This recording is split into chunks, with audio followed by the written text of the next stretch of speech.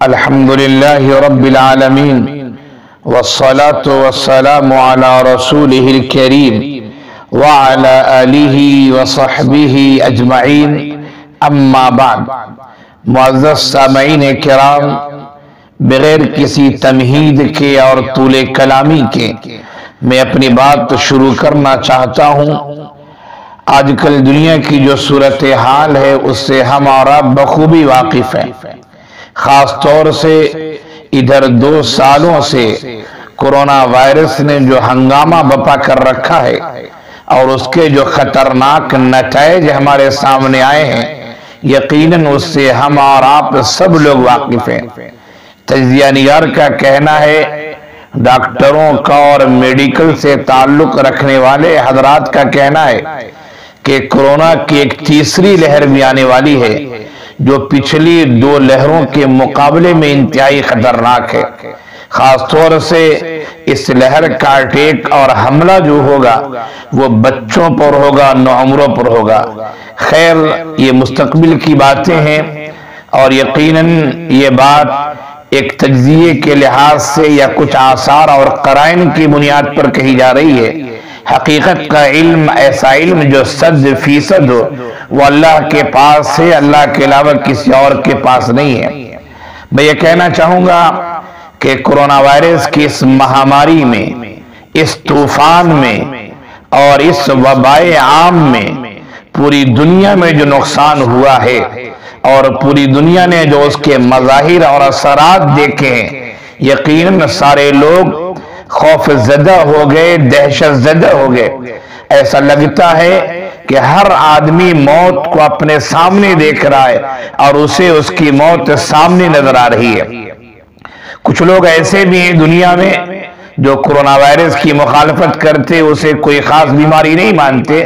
خیر، ہمیں ان چیزوں سے بالکل بحث نہیں ہے۔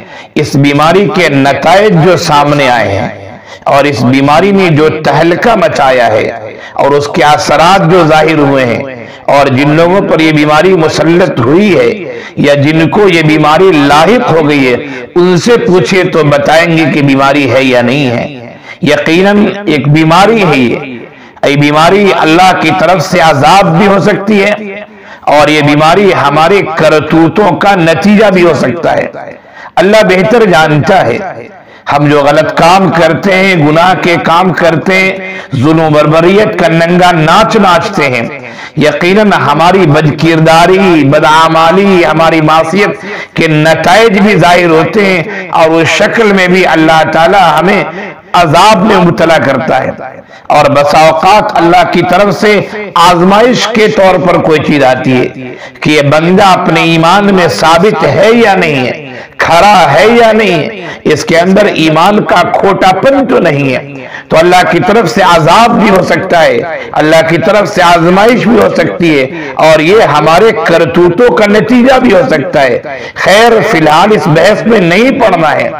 اس کے جو نقصانات تھے وہ ہمارے سامنے، آپ کے سامنے ہیں۔ یقیناً کورونا وائرس کا جو حملہ تھا، کبھی حملہ اس کا ہلکا بھی رہا ہے اور کبھی اس کا حملہ تیز بھی ہوا ہے۔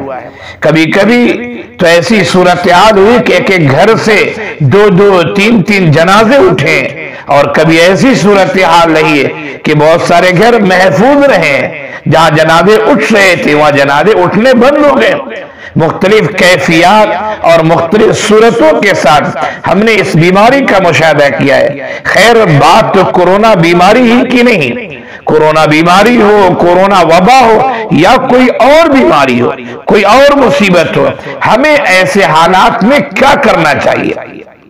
ہم صاحب ایمان ہیں، ہم مسلمان ہیں، ہم کتاب و سنت کو ماننے والے ہیں، ہم ایک خاص شریعت کو ماننے والے ہیں جو شریعت اللہ تعالیٰ کی جانب سے ہمیں دی گئی ہے۔ ہم مسلمانوں کو ایسے حالات میں، بیماری کی حالات میں، آزمائش کی حالات میں ہمیں کیا کرنا چاہیے؟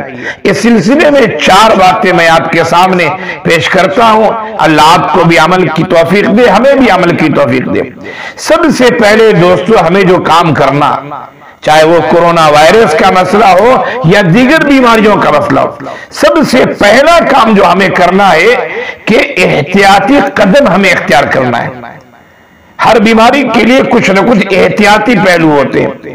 آپ بخار میں ہیں، شدید بخار ہے، ڈاکٹر کہتا ہے نہائیے نہیں، ٹھنڈی چیز کا استعمال مت کیجیے۔ بہت ساری جگہوں پہ ڈاکٹر کہتے ہیں کہ چاول استعمال مت کیجیے، مختلف چیزوں سے بچنے کی تدبیر ڈاکٹر بتاتے ہیں۔ تو سب سے پہلا کام یہ کرنا ہے کہ ہمیں احتیاطی پہلو اختیار کرنا ہے، جیسا کہ کورونا وائرس کے زمانے میں اور آج بھی بیماری ہے، اور آج بھی ہم دیکھتے ہیں کہ اس بیماری سے بچنے کے لیے احتیاطی تدبیر کے طور پر صاحب علم نے کہا ہے، اور جو اس میدان کے آدمی انہوں نے کہا کہ آپس میں فاصلے بنائے جائیں، 2 گز 3 گز کا فاصلہ رہے۔ اسی طرح کہا کہ ہم ماسک لگا کر نکلیں۔ اسی طرح یہ بات آئی کہ ہم اپنے ہاتھوں کو سینیٹائز کریں، ہم اپنے ہاتھوں کو واش کریں، دھوئیں۔ یہ سب احتیاطی پہلو ہے تاکہ وہ بیماری سے ہم بچ سکیں اور دوسروں کو بچا سکیں۔ تو کوئی بیماری ہو، کورونا وائرس ہو یا کوئی اور بیماری، ہمیں بہر صورت احتیاطی تدابیر اختیار کرنا ہے۔ ہمیں ان چیزوں سے بچنا ہے جن سے بیماری بڑھ سکتی ہو، پھیل سکتی ہو، عام ہو سکتی ہو۔ دوسری بات یہ ہے دوستو کہ جتنی بیماریاں ہیں اللہ تعالیٰ نے ان بیماریوں کا علاج بھی متعین کیا ہے۔ بیماریاں نہیں آتی ہمارے سامنے، اس کا علاج، اس کی دوائیں دیر سے آتی ہیں، لیکن ہر بیماری کی دوا اللہ نے تجویز کی ہے، خواہ ہمیں اس کا علم ہو یا علم نہ ہو، یا ہمیں اس کا علم دیر میں ہو۔ تو دوسری بات یہ کہ جو بیماری ہو، اس بیماری سے بچنے کے لیے جو دوائیں ہیں یا بیماری کو دور کرنے کے لیے جو دوائیں ہیں، ان دواؤں کا ہمیں استعمال کرنا چاہیے۔ ہمیں بخار آ جاتا ہے، ہمیں سر درد ہو جاتا ہے، ہمیں کوئی دوسری بیماری آ جاتی ہے تو ہم دواؤں کا استعمال کرتے ہیں تاکہ ہماری قوت مدافعت جو ہے مضبوط ہو جائے اور بیماری ہم سے دور ہو جائے۔ تو دوسرا کام یہ کرنا ہے کہ جو اس فن کے، اس لائن کے، اس علم کے ماہرین ہیں، انہوں نے جو دوائیں تجویز کی ہیں، ان دواؤں کو بھی ہمیں استعمال کرنا ہے۔ تیسرا کام دوستو یہ کرنا ہے کہ جو مصیبتیں آتی ہیں ہمارے اوپر، وہ ہماری بدعملی کی وجہ سے، ہمیں اپنے گناہوں سے اللہ کے سامنے توبہ کرنی ہے، اپنے معصیت کو یاد کرنا ہے، نافرمانی کو یاد کرنا ہے کہ ہم نے اللہ کے حقوق کے، اللہ کی شریعت کی کتنی خلاف ورزی کی ہے۔ ہمیں چاہیے کہ ہم اپنے گناہوں پر آنسو بہائیں، وَتُوبُوا إِلَى اللَّهِ تَوْبَةً نَصُوحًا، اللہ کی جانب ہمیں چاہیے کہ ہم سچی پکی توبہ کریں۔ جب ہم توبہ کریں گے، اللہ کے سامنے روئیں گے، گر گرائیں گے، معافی مانگیں گے، ندامت کے آنسو بہائیں گے، تو اللہ تعالیٰ ہمارے گناہوں کو معاف فرمائے گا، اور جو ہمارے گناہ معاف ہوں گے تو اللہ تعالیٰ اپنی اس سزا کو بھی ہم سے اٹھائے گا۔ تو گناہوں پر توبہ کرنا، معصیت پر ندامت کے آنسو بہانا اور آئندہ غلط کام نہ کرنے کا عہد کرنا، اسے توبہ کہتے ہیں۔ ہمیں اللہ کی طرف رجوع ہونا چاہیے اور ہمیں یہ کام کرنا چاہیے۔ چوتھا عمل جو دوستو ہمیں کرنا ہے وہ یہ کہ صدقہ و خیرات ہمیں اپنی حیثیت کے مطابق خوب سے خوب کرنا چاہیے۔ صدقہ و خیرات کی بہت فضیلت ہے۔ صدقات کی وجہ سے، عطیات کی وجہ سے اللہ تعالیٰ مصائب کو ٹال دیتا ہے، مصیبتیں دور ہوتی ہیں، بلائیں دور ہوتی ہیں، اس کی وجہ سے آسانیاں آتی ہیں، اللہ کی رحمت ہماری طرف متوجہ ہوتی ہے۔ تو ہمیں یہ کام بھی کرنا چاہیے کہ کثرت سے صدقہ و خیرات کرنے چاہیے۔ ہم نے 4 باتیں آپ کے سامنے پیش کی۔ پہلی بات یہ کہ کوئی بیماری بھی ہو، کورونا وائرس ہو، کوئی بیماری ہو، اس کے خاتمے کے لیے جو احتیاطی تدابیر ہیں، ہمیں ان تدابیر کو اختیار کرنا چاہیے۔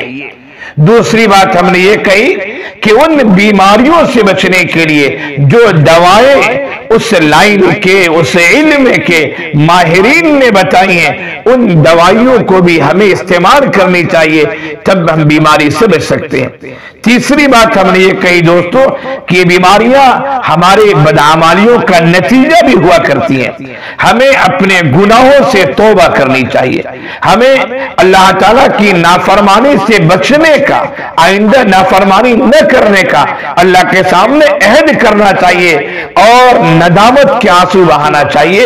اللہ سے معاہدہ کرنا چاہیے، اللہ کی طرف رجوع ہونا چاہیے. اور چوتھی بات ہم نے یہ کہی کہ اپنی حیثیت کے مطابق صدقہ و خیرات ہمیں خوب سے خوب کرنا چاہیے. صدقہ و خیرات کرنے سے بھی مصائب، مشکلات، پریشانیاں دور ہٹتی ہیں، دور ہو جاتی ہیں اور اللہ تعالیٰ کی رحمت ہماری طرف متوجہ ہوتی ہے. یہ باتیں میں نے بہت واضح انداز میں آپ کے سامنے رکھ دی ہیں، مکرر طور پر رکھی ہیں. اللہ تعالی ہمیں بھی عمل کی توفیق دے، آپ کو بھی عمل کی توفیق دے. کورونا وائرس کی مہاماری اور اس وبائے عام سے اللہ ہم سب کو، پوری امت کو محفوظ رکھے. اور پھر دیگر جو بیماریاں ہیں، دیگر پریشانیاں ہیں، دیگر الجھنیں ہیں، اللہ ان الجھنوں، ان پریشانیوں سے بھی ہم سب کو محفوظ رکھے، عافیت کے ساتھ رکھے، اپنے حفظ و امان میں رکھے. آمین یا رب العالمین. السلام علیکم ورحمۃ اللہ وبرکاتہ.